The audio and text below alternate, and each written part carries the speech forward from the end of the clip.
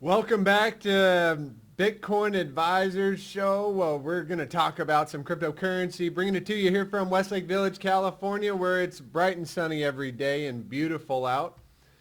And what do we want to start off today? Ethereum is leading this market at 3,100, heading up to our target about 3,300.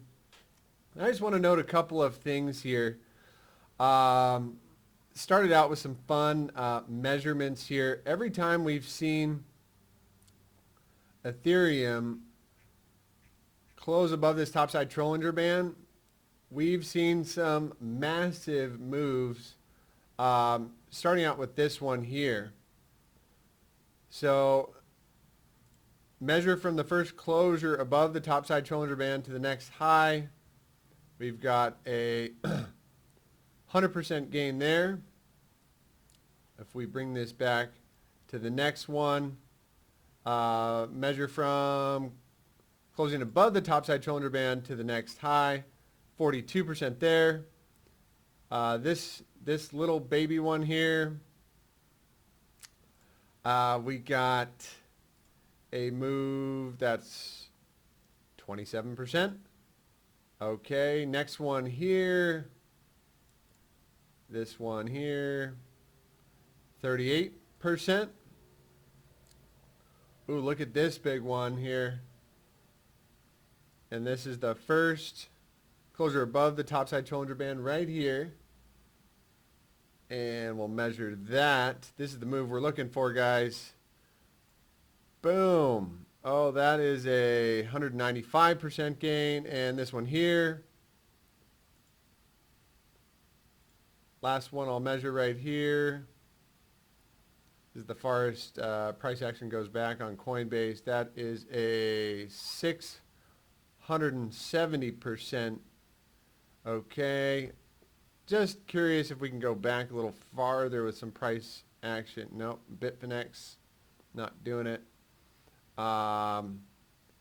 But as you can see, when we do start to close above this topside Bollinger Band, which we just had our first closure above, and what I'm going to do is just for kicks, because I think I went back and measured a few of these moves here. If we measure, so one of them was 200%, one of them was 600%, one of them was 30%, 30, 40, 200%, and 670% from the first closure above the topside Bollinger Band on Ethereum. Now let's have some fun and measure. If we just go 40%, or sorry, the smallest move would be 30%, is what we've seen in previous price action. That would put Ethereum at $3,800. Not bad. Let's go, about midway. Let's measure, what would it be like if Ethereum just did 200%? 200% would, I'm going to have to move the chart here. Down. A 200% increase would put Ethereum, oh my gosh, look, I got to keep going. 200%. I don't even have room on my graph here. Yep, that'll give it. A 200% from the first closure above the topside Bollinger Band would, look, we don't even have room. We don't even have room to measure. Can it go higher? Come on. A 200% gain. That's 100%. Would put us at 6,300. A 200% gain. We're going to have to keep going here. That'd put us at about 8,000. Let's see. Times. Actually, a 200% gain would put Ethereum at $9,450. If we went 300% from here,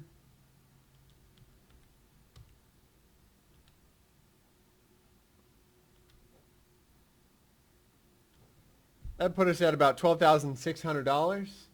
So for all the people out there that are talking about Ethereum heading up to $10,000, I think we have a pretty clear path from here. And what I am seeing is open interest is slightly ticking up. We are in a blue sky breakout right now, and we've got the MACD on the histogram on the weekly start continuing to expand. Let's take a look on the daily also. We're continuing to rise here. And so I think we're in for a big price move on Ethereum right now. I think everybody is jumping on this trade right now. And as long as we're closing dailies above the topside cylinder band, I'm going to look at this as a trend in motion and in progress and above there. On a monthly, I wouldn't mind seeing Ethereum come back down and base around the topside cylinder band at $2,500. Taking a look at Bitcoin really quick here. Bitcoin, there's a couple interesting things going on Bitcoin on the daily, and here's what on a daily. And I want you to notice here. So we did have 3 drives of bearish divergence there. So I'm going to put on our primary chart here. And I'm going to show you what bearish divergence looks like. So what is bearish divergence? Price action is making higher highs while RSI is making lower highs, right? And that's what caught this move from about 64,000 down to 50,000.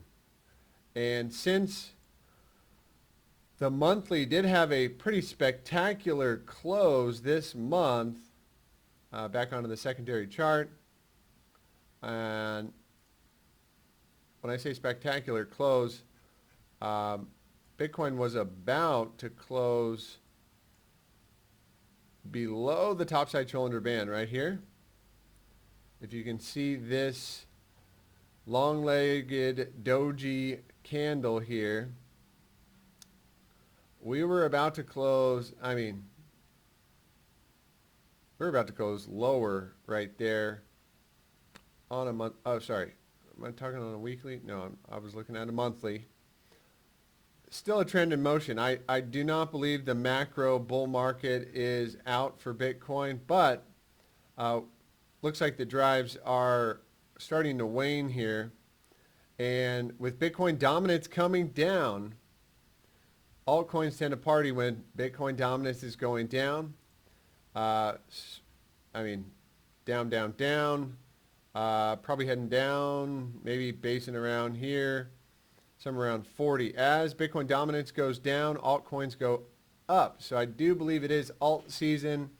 I do believe this market in altcoins still has legs. The run is not over, which is very exciting. Anybody taking positions in Ethereum or any of the DeFi projects probably doing very, very well right now, getting in a HODL position. I think that will play into our narrative. But again, I want to step back here and look at this topside cylinder band. So as long as we are continuing to close above, monthlies above, I am looking for probably Bitcoin to, well, here's what I am looking for right now to judge Bitcoin. So we had a couple things that haven't happened in probably over 6 months. And what is that? So how do we identify a trend? Well, an uptrend means high. This is the first time we put in a lower low on a daily and close below the green 55 moving day average. This is the first time unabated we've had in this bullish macro uptrend market since going back to September of 2020. It's the first time, that was the last lower low we had, and that was just a blip, right? But here we go, putting in this first lower low. So if Bitcoin does put in a lower high here and fails to get above 61,000 at this point, I will be looking for Bitcoin to come back down and base around 50,000 and trade in a range and sideways over the summer. Over the next month, I'm guessing Bitcoin does put in a lower high somewhere in this region and comes back down. And as Bitcoin comes back down, altcoins probably going to party, probably going to have a lot of fun while Bitcoin trades sideways in a range. That would be my guess. I don't always get it right, but if we look at past prior bull markets for Bitcoin, summertime seems to be a sideways and down, while altcoins tend to party in these macro bull markets. Another thing I'm going to keep my eye on here is our accumulation distribution indicator, which is on our secondary chart here. And what do we see here? So this is the accumulation distribution chart, and let's see if we can get a little, so there we go. So when this thing basically gets a negative slope, that is when we tend to see some serious downside action. That was March 18, big down there. June 2016, big down here. And so as long as this thing, this accumulation distribution, as long as this has a positive slope, which we barely, we did loosen the grip on the curvature here, slightly coming down, but as long as this has a positive slope, I'm going to generally say this is in a macro bull market uptrend. So I do like that, but I'm going to keep an eye on this very closely for when it turns around. That usually produces some serious downwards price action. Let's see, March 2018. If we go back to March 2018, what happened in March 2018? Well, Bitcoin started heading down from about 10,000 down to $4,000. Big move down there. And let's see if we put that on the log scale. Can we see it a little better here? This move, 1,300.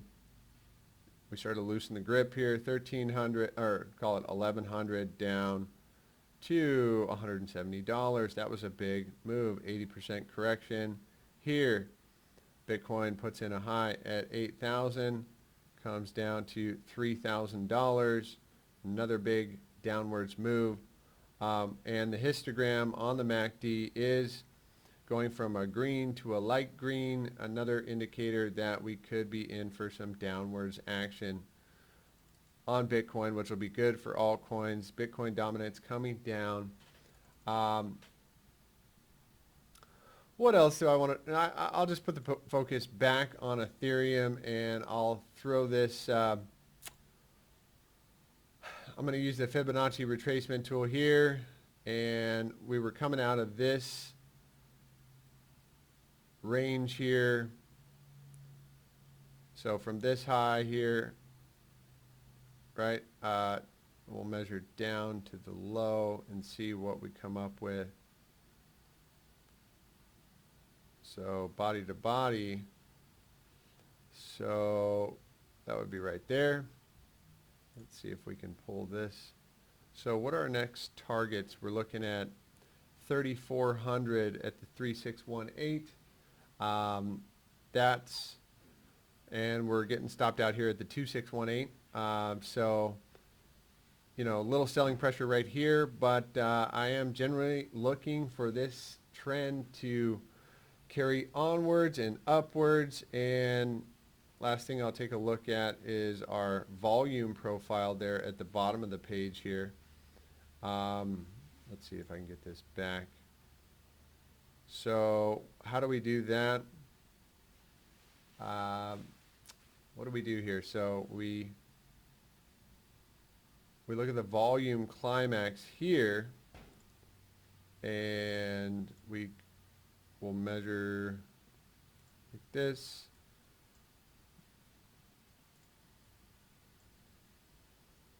Oh, let's take, oh, that's not working. Okay. We're going to remove that thing. Let's remove this line. And we'll take a look right here. And my shiny little face is cutting off the picture, so I'm going to try and bring it back. No, I'll measure it over here, and then I'll show you. So these volume profiles are typically going to break out at 75%.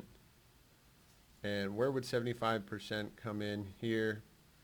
Probably right about here. Around the end of May, we should see a break of this. Meaning, you know, we're going to come above this line with the volume profile as we did here. And that probably going to catch our major next move, our next leg up, I would say, in this bull market, somewhere around the end of May, which probably sends Ethereum up to our 3618 at a minimum. You know, I'm expecting Ethereum probably head up to $5,000 here.